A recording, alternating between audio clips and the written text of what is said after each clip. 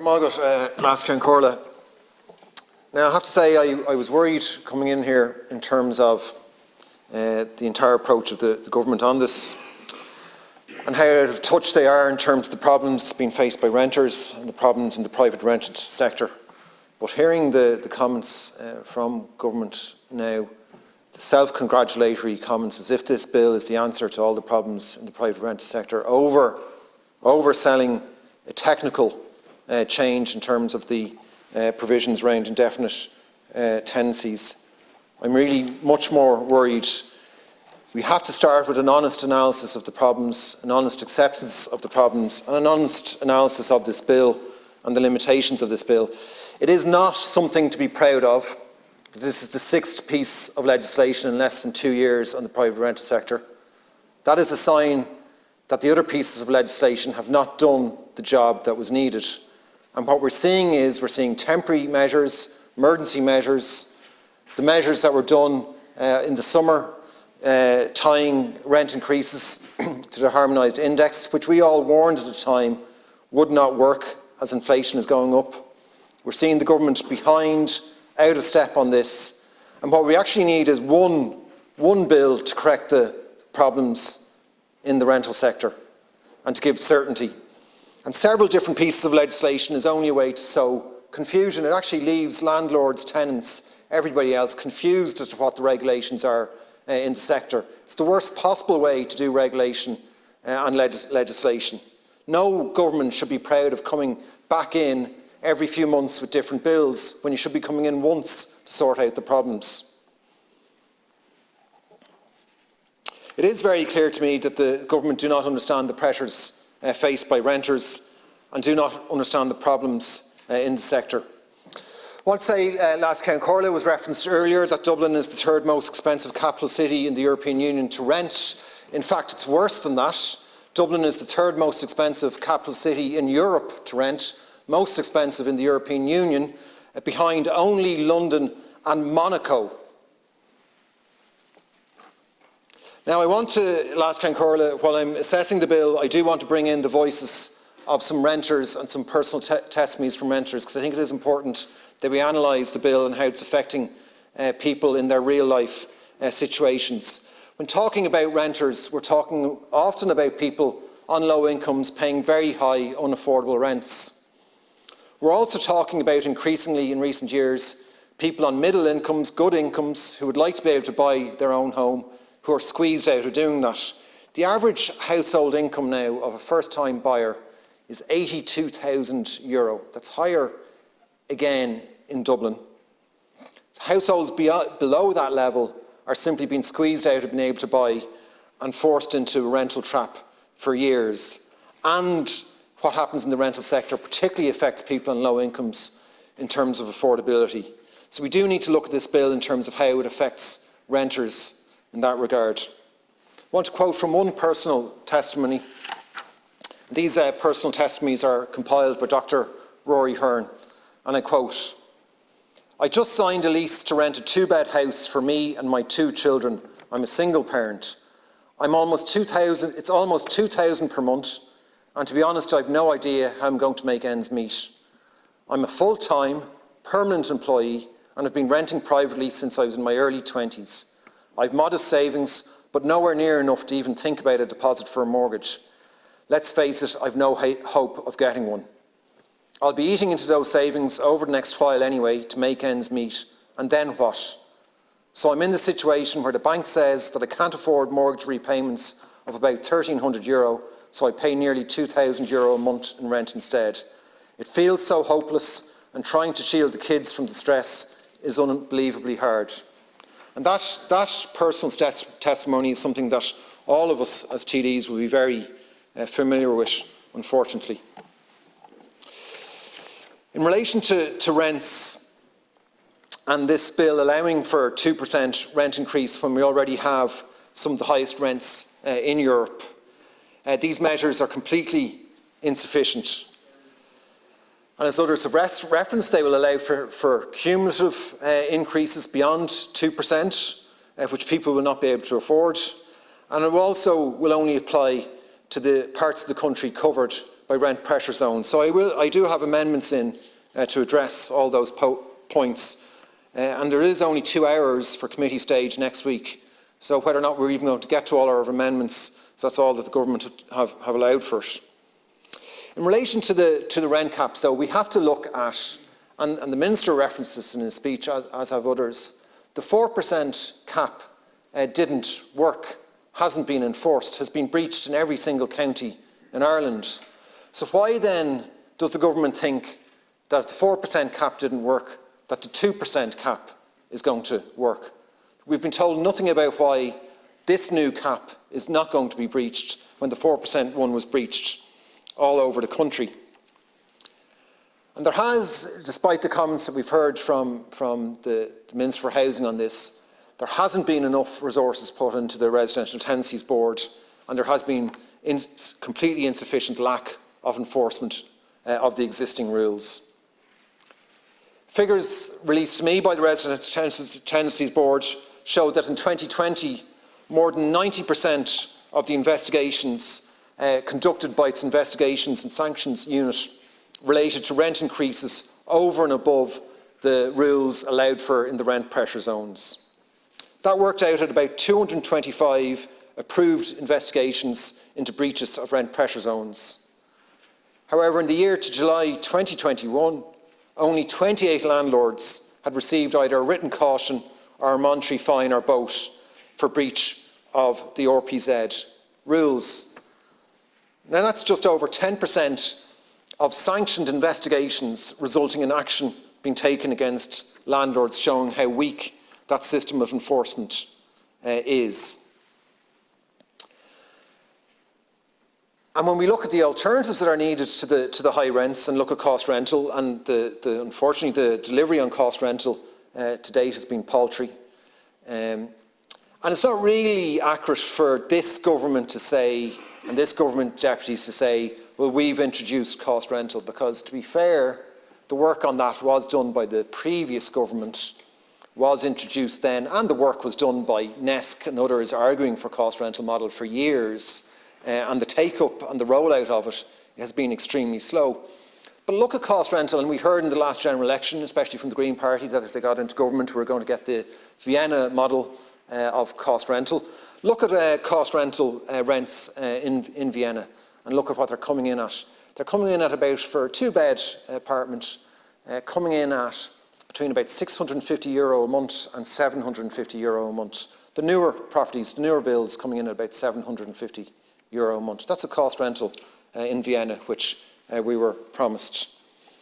We need thousands of cost rental homes per year, but we also need, if we're going to get more affordable rents, we need to be availing of and leveraging low-cost financing to do that, rather than using private speculative models of development. And also we need to be doing what they did in Vienna, incidentally, which is ensuring lower land costs by having zonings that allow just for affordable housing to be built on land zoned first. In terms of rent regulation, and I want to nail a few things on the head here, last Cian O'Callaghan, when we talk about rent regulation and the issues around that. Firstly, we've some of the highest rent levels in Europe and the European Union, so that has to be taken into account. Secondly, when it comes to an investor looking at investing in rental accommodation, it's not just the rental income isn't the only thing that they're looking at. If indeed they are making a rational investor assessment of it, and often they aren't, but if they are, the capital appreciation is a key consideration for an investor. And of course, capital appreciation at the moment is very good, with house prices rising very, very fast. They also look, if they're making a rational assessment, they look at rental yield. And of course, rental yield in Ireland, the rate of return that you get on the money you invest is amongst the highest in Europe. Indeed, a German investor who was reported this week of buying up 72 homes in Clonskee, when asked why did you choose Ireland over other European countries, and this was their first, one of their first investments outside of Germany, they said specifically that the reason they chose Ireland was because the rental yields in Ireland are higher. But also it's important to say that when it comes to, and especially when it comes to landlords who own one property and that type of investment. It's not purely driven by maximum rental return. There is a bias in people who invest in rental homes, in wanting to get a tangible asset, bricks and mortar, if you like. So often in different countries you will find people investing in rental properties instead of stock shares because there's a tangible asset. You know that if there's a complete economic crash, bank shares can absolutely collapse in value, but while house prices will fall, they will not collapse to the same extent. And indeed, that's a point that was made decades ago when this rental sector was being assessed by the economist Peter Bacon, and he was saying it's not always just about rational investment, and you have to, when you're tailoring your policies, you have to take that into account. And in fact, we saw that traditionally in Ireland when a good number of landlords followed the practice of not increasing rents if they felt they had a good tenant in situ and in place. So it wasn't always about maximising return. It's very important research done in the UK recently on the whole issue of economic return and landlords, and it shows that small landlords generally do not compare rates of return on investment in rental properties with stocks and shares, and that's according to research from the London School of Economics. 2/3 of landlords in Scotland with tenants and rent arrears said they didn't intend to seek an eviction on both pragmatic or moral grounds. And indeed, landlords often develop a relationship with their tenants, not solely driven by economics. And 55% of landlords in Scotland supported emergency legislation to protect tenants from evictions. So there's no reason to believe that landlords, incidentally, in Ireland are somehow different to that. So that should be borne in mind in terms of when we're talking about rent regulation. I think, Cian O'Callaghan, and briefly, one of the disappointments I have very much with the government on the rental sector, both with this legislation and more generally, is that the whole issue of deposits being withheld from tenants has not been addressed. Of course, there has been legislation in place since 2015 for a deposit protection scheme, but the government has chosen not to get that up and running. And so we see a situation where tenants who've lost out on about €200,000 from the rental company Period Door Properties when it went into liquidation, failing to get their money back despite determinations and judgments from the Residential Tenancies Board. We've had tenants losing deposits of €1,800, in some cases being owed up to €2,750. Tenants who are left without heat in the middle of winter and then fail to get their deposit back, and the government is doing nothing about that. In terms of the insecurity, I do want to quote from a personal testimony here compiled by Dr. Rory Hearn, and I quote, "Was renting with 2 kids, one with autism and learning difficulties in 2017 when landlord raised rent beyond means. Then said he was giving place to daughter. Before 3 months were up, it was back on the rental market. Took it to the RTB, who found in my favour and fined €9,000. He took it to tribunal and basically talked the whole time, not giving me much time to speak, and they found in his favour. Anyway, moved 9 times in 12 years, an effect on child with autism, devastating, hates changing. Went to ask for HAP or some stability and told I earned too much, over 70% of my salary on rent, so basically no help from local authority or RTB or this government." And that's the devastating impact that we are all very aware of as TDs from our constituency work, that insecure tenancies can have on tenants. And I think to suggest that the closing of this loophole is somehow huge progress, and of course I will support it. This loophole should never have been in place. It's been in place since a majority on the Commission on the private rented residential sector recommended this loophole over 20 years ago. I was one of the minority tenant representatives on that commission to dissent from that and oppose that. It was brought in for no logic whatsoever, except that the landlord representatives appalled at the idea of any sort of additional measures to provide any sort of security, insisted on it being brought in. What we need is a situation of no fault evictions, as we have in most other European countries. And that is what is needed at this point. In relation to the breaches of the rent pressure zones, which I was talking about earlier, I want to quote a final personal testimony on that.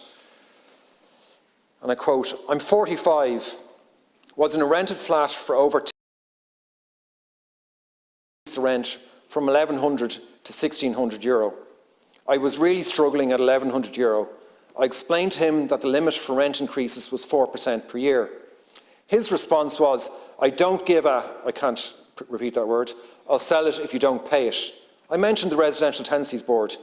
He said, sure, they are useless. I wouldn't register any of my places with them. I believe he has at least 8 properties, maybe 12. I contacted Threshold and the Residential Tenancies Board. They asked me to provide what he said in writing as evidence. Obviously I couldn't, as it wasn't done verbally, so they couldn't help me until I did the work for them and gathered the evidence. My landlord told me he was advised by his son, who happens to own one of the largest property management companies in Ireland. Then in the same breath, telling me his son recently bought a Tesla car for 180,000. I'd given my landlord over 100,000 euro in rent over 10 years. I didn't have the strength anymore to fight this alone, as the Residential Tenancies Board and Threshold couldn't help, and I left the apartment. That's the reality for people dealing with the bureaucracy around this, the rent pressure zones. His case, of course, which if he was finally able to provide enough evidence, and it's hard for tenants to be able to do that, if it had been taken up by the Residential Tenancies Board, there's a good chance that it hasn't been brought to conclusion or any sanctions, because we know from the figures I quoted earlier that 90% of those haven't been, at this point, haven't been resulted in sanctions for landlords.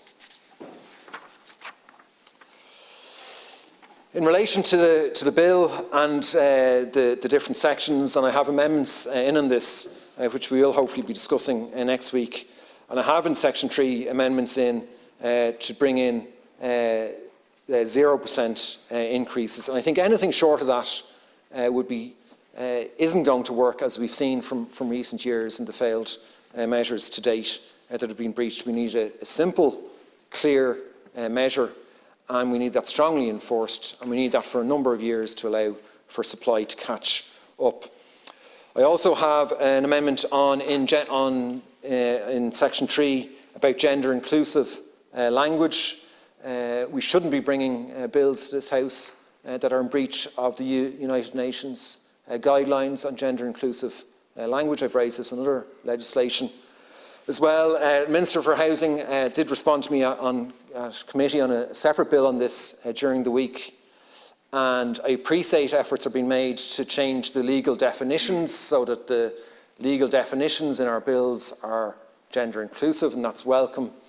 Would say that that goes half the way to addressing the issue, because we still shouldn't be producing legislation that doesn't reflect the fact that there are plenty of people in Ireland who have a gender identity that isn't simply identifying with being male or female, and they should be included in our legislation explicitly. So it is welcome that the government is addressing that in a technical and legal sense, but that does need to be done more comprehensively, so that when someone actually sees legislation and sees bills, they are included in the language. As we're coming to the end of 2021, we should be able to do that. And I'm also bringing forward an amendment to extend the rent pressure zones throughout the country. We've seen some of the strongest rent increases in recent times in the areas outside of the RPZs, and nobody can afford those kinds of rent increases. So I am urging the government to accept some of our amendments from the opposition next week.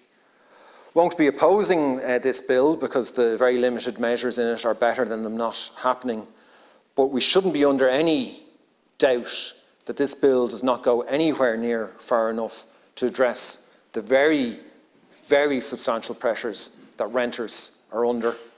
And we also need to be tackling heavily the exits from the rental sector as well. And if we don't have more fair and balanced tax treatment between different types of landlords, where large corporate landlords pay very little or no tax and small landlords pay a huge amount, if we don't address that, we won't be tackling those exits. Gurv Malgat.